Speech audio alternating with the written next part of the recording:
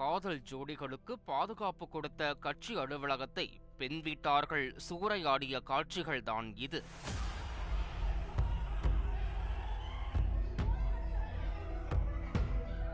தமிழகத்தின் அரசியல் தலைவர்களை அதிர்ச்சிக்குள்ளாக்கி இருக்கிற இந்த சம்பவத்திற்கு பலதரப்பிலும் இருந்து கண்டனங்கள் வலுத்துக் கொண்டிருக்கிறது.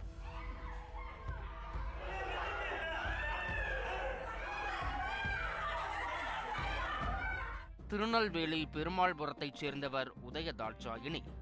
23 வயதான இவர் எம்.காம் படித்த பட்டதாரி. இவரும் பாளையங்கோட்டை நம்பிக்கை நகரைச் சேர்ந்த மதன்குமார் என்ற இளைஞரும் கடந்த 5 வருடங்களாக காதலித்து வந்திருக்கிறார்கள். இருவரும் வெவ்வேறு சமூகத்தைச் சேர்ந்தவர்கள். மதன்குமார் ஒரு தனியார் கார் ஷோரூமில் வேலை பார்த்து வந்த நிலையில் சம்பவத்தன்று இருவரும் வீட்டை விட்டு வெளியேறி திருமணம் செய்து கொள்ள முடிவெடுத்திருக்கிறார்கள். மதன்குமார் பட்டியல் சமூகத்தைச் சேர்ந்தவர் என்பதால் பெண் வீட்டார் தங்களை கொலை செய்து விடுவார்கள் என நினைத்த இருவரும் பாதுகாப்பு கேட்டு நெல்லையில் உள்ள இந்திய மார்க்சிஸ்ட் கம்யூனிஸ்ட் கட்சி அலுவலகத்தில் தஞ்சம் அடைந்திருக்கிறார்கள். அப்போது அலுவலகத்தில் இருந்த நிர்வாகிகள் காதலர்களுக்கு பாதுகாப்பு கொடுத்ததோடு அலுவலகத்திலேயே திருமணமும் செய்து வைத்திருக்கிறார்கள்.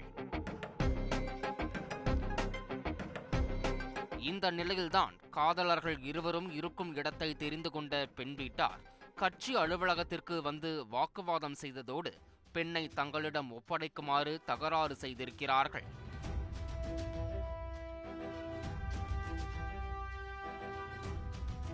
இதுகுறித்து காவல்துறைக்கு தகவல் கொடுக்க போலீசார் கட்சி அலுவலகத்திற்கு வந்த நிலையில் அவர்கள் கண்முன்னே பெண் வீட்டார் மொத்த அலுவலகத்தையும் சூறையாடியிருக்கிறார்கள்.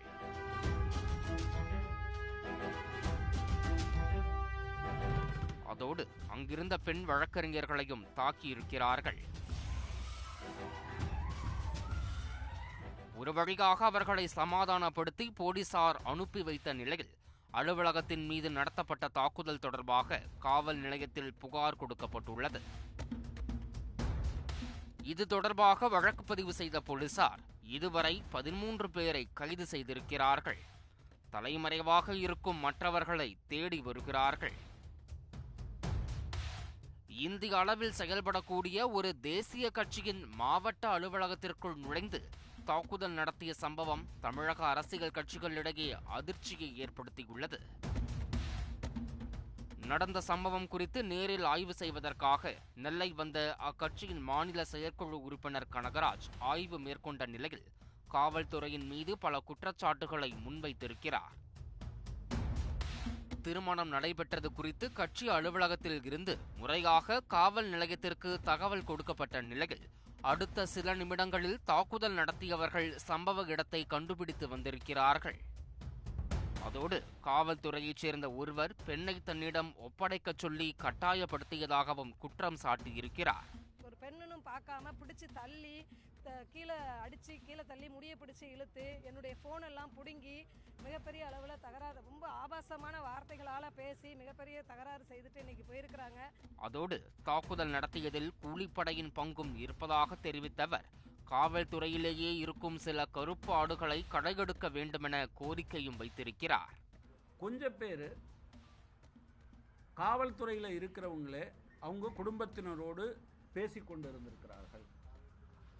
இன்னொன்று, இந்த சமூக விரோதிகளோடும் அவர்களுக்கு தொடர்பு இருந்திருக்கிறது. அதே போல் அந்த பெண்ணினுடைய சகோதரர், தகப்பனார், தாயார் இவங்களுடைய ஃபோன் ரெக்கார்ட்ஸை எடுக்கணும். இவங்க ஒரு கூலிப்படையை ஏவுவதற்கான முயற்சியில் அப்படி ஒரு முயற்சி பண்ணியிருக்காங்க. அதில் ஒரு பகுதி தான் வந்திருக்கு என்பதை பார்க்க முடியுது. எனவே காவல்துறையின் மீது ஒரு குறிப்பாக தொடர்ச்சியாக இது நடந்து கொண்டு இருக்கக்கூடிய பின்னணியில் தமிழ்நாடு அரசாங்கம் ஒரு கூடுதல் கவனம் செலுத்த வேண்டும் என்று கேட்டுக்கொள்ள விரும்புகிறோம். உயிருக்கு ஆபத்து என தேசிய கட்சியின் அலுவலகத்தை காதலர்கள் நாடி வந்த நிலையில் தற்போது அந்த அலுவலகத்திற்கே பாதுகாப்பு கொடுக்கும் சூழல் ஏற்பட்டிருக்கிறது.